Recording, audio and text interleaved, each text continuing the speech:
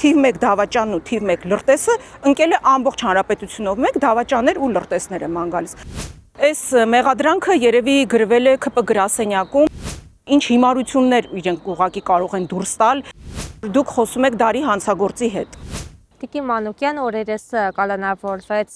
ԲՀԿ Բարգավաճ Հայաստան կուսակցության պատգամավորության թեկնածու Անդրանիկ Թևանյանը, նա մեղադրվում է պետական դավաճանության լրտեսության մեջ։ Ես կխնդրեմ նախ մանրամասներ հայտնեք, ինչ մեղադրանք է եւ ինչքանով է այն կապված Անդրանիկ Թևանյանի հետ։ Նախ մի ճշտում, Անդրանիկ Թևանյանը նաև Մայր Հայաստան շարժման հիմնադիրն է եւ Մայր Հայաստան կուսակցության նախագահը։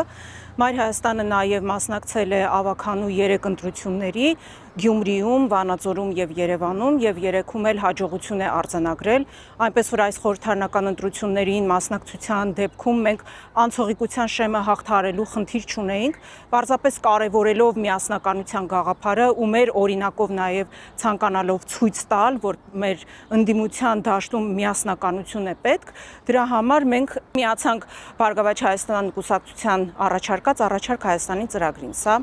իմիջայլոց։ Ինչ վերաբերում է ձեր նշած այդ աբսուրդային քրեական գործերին, ապա ես ձեզ հարցազրույցը տալուց ցանկանում եմ զգուշացնել, որ դուք խոսում եք Դարի հանցագործի հետ։ Ես Դարի հանցագործն եմ, ես Դարի դավաճանն եմ, ես Դարի լրտեսն եմ, ես Դարի ահաբեկիչն եմ եւ ես եմ կազմակերպել Քենեդու սպանությունը։ Ես մեր հարգարժան ԱԱԾ-ականներին սա խնդրում եմ ընդունել որպես հաղորդում հանցագործության մասին եւ ես սիրով իրենց սպասում եմ մեր տանը, սուրճի սեղանը գցած կարող եմ նաեւ քաղցր հյուրասիրել։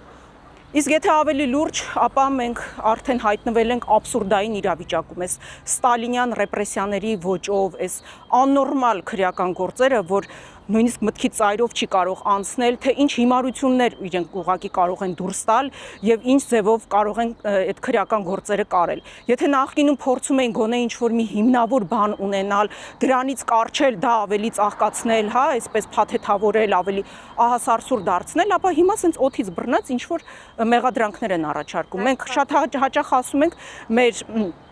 քաղաքական ուժում նստած որ զրուցում են, քննարկում ենք, ասում ենք, այս մեղադրանքը երևի գրվել է ԿՊ գրասենյակում, այն հայտնի Պրոստոկվաշինո մուլտֆիլմի մոտիվներով, որ ասել են, մի հատ ով ինչ աբսուրդային միտք կարող է ասել, օրինակ դու ինչ կառաջարկես, ինչ գրենք, այն մեկը ինչ կառաջարկի, այնտեղ բաններ, չէ, շուններ, կատուներ, այսպես բոլորը հերթով գալիս էին մի միտող գրում էին այդ նամակի տակ։ Հիմա ԿՊ-ի դեպքում կարող է օրինակ լինել նաև խոզը, կարող է ավելանալ նաև լաման, տարբեր կենթանատեսակներ կարող են ավելանալ այդ մեղադրանքը գրելու դեպքում ու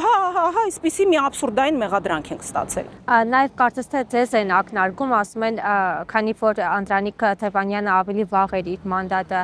վայր դրել, ասում են պատգամավորողի է նրան այդ տվյալները հասցրել, ինչն էլ Անդրանիկ Թևանյանը արդեն հասցրել է ռուսական կողմին։ Դուք սա ինչպես եք վերլուծում եւ արդյոք մտավախություն չունեք, որ այս կալանավորումը նաև ձեզ կհասնի։ Այսօր մամուլը արդեն հստակ անունով էր նշել, որ խոսքը իմ մասին է, թեև իրենք արդեն մի քանի օր է այսպես ակնարկներով դրա մասին խոսում էին։ Ինչ ասեմ, ես ասում եմ, քանի որ այս մեղադրանքը այդպես հեքիաթի հորինվածության շրջանակներում է գրվել, ապա ամեն ինչ էլ հնարավոր է, գուցե նաև ինձ ներգրավեն, գուցե ձեզ ներգրավեն, գուցե մեր հարգարժան օպերատորին ներգրավեն, այստեղ այս մեր քաղաքացիներից, անցորդներից յուրաքանչյուրին կարող են ներգրավել այդ գործում, որովհետև ես ասում եմ, քանի որ մեղադրանքի հիմքում որևէ բան չկա, նաև փաստաբանը ինքը նշեց, որ մեղադրանքը փուչիկ է, իրականում ոչ մեղադրանքի նյութը կա, ոչ բնույթը կա, ոչ մի բան չկա, այդ գաղտնիության գրիֆն էլ իրենք դրել են, որպեսզի զրկեն ինքնապաշտպանությունից, այսինքն երբ որ ասում են գաղտնի է,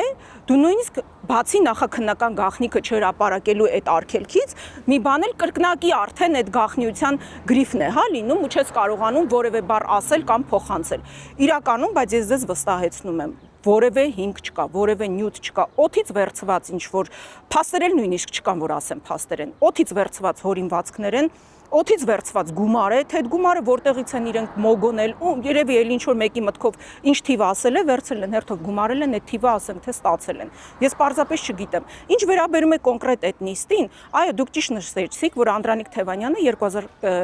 2024 թվականին արդեն падգամավոր չէր, քանի որ Երևանի ավականու ընտրություններին մասնակցելու համար 2023 թվականին ինքը հրաժարվել էր իր մանդատից։ Չուներ նաև գաղտնիության հասանելիության թույլտվությունը, որովհետև ազգային ժողովում ընթացակարգը այսպիսին է։ Օրինակ ես այդ ընթացակարգով անցել եմ։ Գնում ես ԱԾ-ի, այսպես ասած, առաջին բաժին, ներկայացնում ես քո տվյալները, դիմում ես, գրում, որ դու ցանկանում ես ունենալ այդ հասանելիությունը, իրենք ուսումնասիրում են քո փաստաթղթերը, կարող են թույլ տալ, կարող են թույլ չտալ։ Մեր խմբակցությունում եղել են մի քանի հոգի, որոնց օրինակ այդ դիմումը ներկայացնելուց հետո անգամ թույլ չեն տվել։ Իմ պարագայում թույլտվությունը եղել է։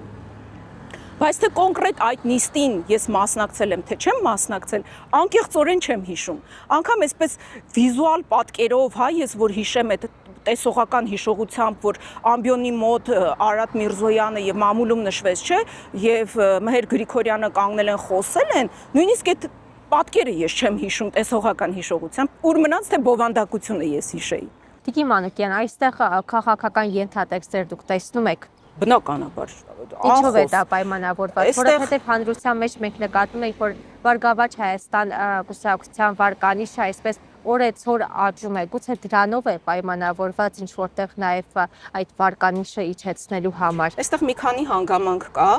իսկ քաղաքական պատվերը միայն անմեղսունակը չի տեսնի, որովհետև շատ ակնհայտ է, շատ սպիտակ թելերով կարված գործ է։ Ու հրահանգնել չմոռանանք, որ իջեցվել է հանրահավաքի հարթակից երկրի վարչապետի աթոռը զբաղեցնող Նիկոլ Փաշինյանի կերկերուն ղժղժոցների ներքո։ Էլ դրանից հետո արդեն որևէ մեկի մոտ կասկած չի կարող առաջացնել, որ տեղով, ժամով, նույնիսկ հոդվածով է ասել, թե ինչ հոդվածով այդ քրեական գործը պիտի կարեն։ Ինչ վերաբերում է պատճառներին, ապա այո, իրենք տեսան, որ այս օրերի ընթացքում այդ սինթեզը շատ լավ է ստացվել, որովհետև դուք տեսնում եք, որ Բարգավաճ Հայաստան կուսակցության առաջնորդը մարզերում է գնում, հանդիպում քաղաքացիների հետ, քարոզարշավն իրականացնում,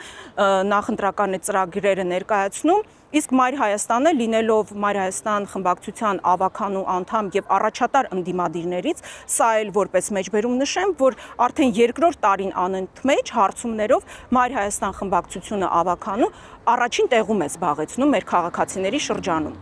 Հետևաբար մենք էլ Երևանում էինք վերցրել այդ բեռը մեզ վրա քարոզչության ու այդ սինթեզով Բարգավաճ Հայաստան կուսակցության վարկանիշը կտրուկ աճում էր ու գնալով բարձրանում էր։ Ինքն էլ քանի որ վախենում է իր աթոռը կորցնելուց, սարսափում է եւ սարսափում է, որ կարող է կրկնվել Գյումրի 2 սցենարը, որովհետեւ դա նշանակում է իր իշխանությունից հեռացում եւ դրա բոլոր իր համար բացասական հետևանքներով, ահա այսպես փորձում է կանխել այդ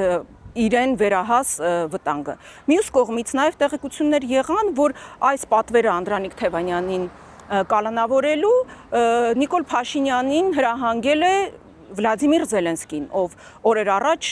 շատ մեծ պատվով եկել էր Հայաստան ու այստեղից Ռուսաստանի հասցեին սպառնալիքներ էր հնչեցնում։ Հիմնավորում, որովհետև այստեղ վստահություն են հայտնում, որ Զելենսկին հաստատ չի ճանաչում անգամ Անդրանիկ Թևանյանին, չի լսել նրա եթե մի քիչ ավելի պատկերավոր ասենք, ինչպես Նիկոլ Փաշինյանի համար, այնպես էլ Զելենսկու համար Անդրանիկ Թևանյանը սարսափելի երազներում է տեսնում, որովհետև դուք շատ լավ գիտեք, որ Անդրանիկ Թևանյանը եւ Մայր Հայաստան շարժման անդամները Հայաստանից այն միակ մարդիկ էին, ովքեր այցելեցին Դոնբաս, իսկ այդ այցը տեղի էր ունեցել հայ համայնքի հրավերով, այնտեղ հումանիտար օգնություն էին իրենք տրամադրել, հանդիպել էին հայ համայնքի հետ եւ դա բնականաբար պետք է չափազանց նյարդայնացներ արևմուտքի դրածո Զելենսկուն։ Ու այո, տեղեկություններ եղան, որ հենց Զելենսկին եկել է ասել է չհասկացա, այսինքն իմ թիվ 1 թշնամին քո երկրում հանգիստ պատտվում է, այս ինչ հաշիվ է։ Դե մի հատ էլ բռնի կալանավորի մի հատ քեզ ցույց տուր, ճղի մեջտեղից պատրվի, ինչ ուզում ես արա, թրաշվի, թրաշ թող, չգիտեմ,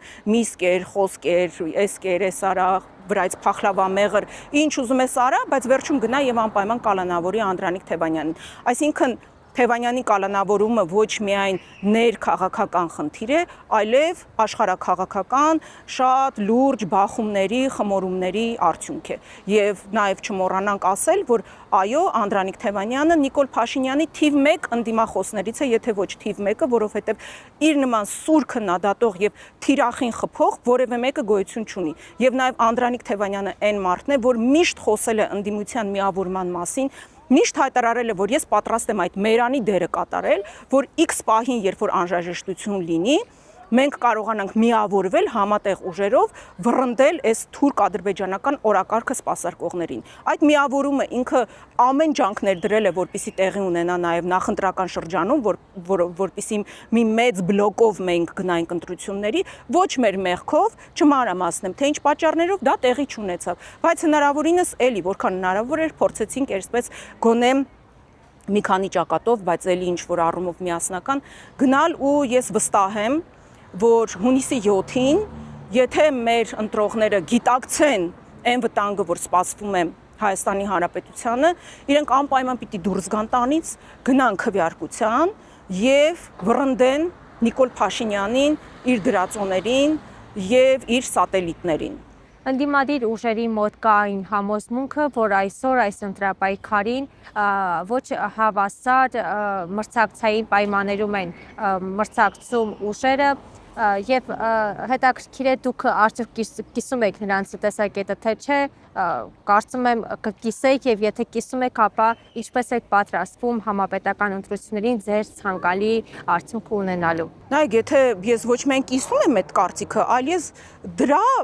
արտահայտությունն եմ այստեղ կանգնած, որովհետև նախընտրական այս շրջանում մեր կուսակցության առաջնորդը գտնվում է կալանավայրում։ Հիմա ինքը փոխարենը զբաղված լիներ նախընտրական քարոզչությամբ, հավասար պայմաններով, ինչպես մյուս բոլոր տեխնացուները եւ ինչպես մյուս բոլոր ուժերը, ինքը զրկված է խոսքի իրավունքից։ Մենք էլ այսպես զբաղված ենք քննչական կոմիտե գնալով, դրանից հետո ԿՀ, դրանից հետո նորից քննչական, դրանից հետո կալանավայր։ Մի խոսքով, այսպեսի ինչ որ մարզմատիկ գործընթացներով ենք զբաղված։ Իսկ այս ժամանակը մենք կարող ենք օգտագործել մեր ընտրողների հետ հանդիպելով, մեր ծրագրերը ներկայացնելով եւ հավասար քարոզչություն իրականացնելով։ Այն չեմ խոսում այն բոլոր վարչական ռեսուրսների կիրառման, չարաշահման, այն որ մամուլում կա այդ ամեն ինչը, հիմա ես նորից չկրկնեմ, չբարձրաձայնեմ, հաստատ հավասար պայմաններ չեն։ Ու եթե հավասար պայման լիներ, ու եթե մեր ԱԱԾ-ն ուզում է լրտես եւ դավաճան գտնի, ապա առաջին հերթին պետք է գնար Նիկոլ Փաշինյանի կառավարական առանձնատուն, որովհետեւ թիվ 1 դավաճանն ու թիվ 1 լրտեսը այնտեղ նստած է։ Աբսուրդային իրավիճակ ենք հասել, որ այո, թիվ 1 դավաճանն ու թիվ 1 լրտեսը ընկել է ամբողջ հանրապետությունով մեկ դավաճաններ ու լրտեսներ է ման գալիս։ Շատ հեռու գնալ պետք չէ, թող իրեն հայելու մեջ նայի եւ տեսնի, ու ԱԱԾ-ն էլ թող գնա իրեն կալանավորում։